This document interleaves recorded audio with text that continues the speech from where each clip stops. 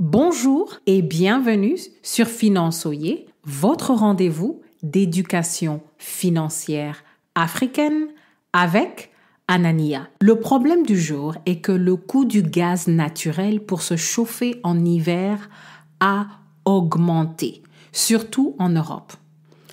La stratégie à adopter, c'est de planifier et d'agir à l'avance en vous informant de toutes les solutions à votre disposition. Voici ce qu'il faut faire concrètement. Si vous avez la chance d'être dans un pays où le gouvernement veut aider ses populations, renseignez-vous et prenez avantage de toutes les subventions qui vont être offertes ou qui sont en train de se préparer. Il est important aussi de préparer votre résidence personnelle, surtout si vous êtes propriétaire, aux conditions hivernales.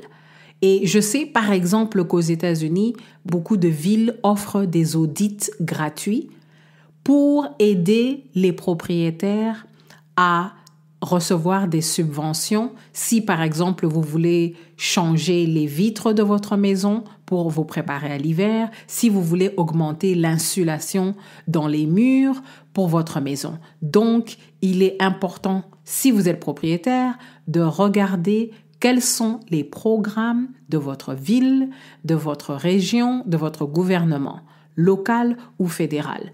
La dernière chose à considérer, c'est de commencer à épargner parce que les coûts de chauffage en temps de crise, surtout pour cet hiver, vont être multipliés. Donc, nous savons déjà à l'avance, à cause de la guerre en Europe, que l'hiver va être rude financièrement pour beaucoup de gens. La facture de chauffage pour l'hiver de l'année passée ne va pas être la même cette année. Donc, préparez vos finances personnelles. Notre question du jour est: comment gérez-vous les factures de chauffage en hiver quand elles sont à la hausse en temps de crise?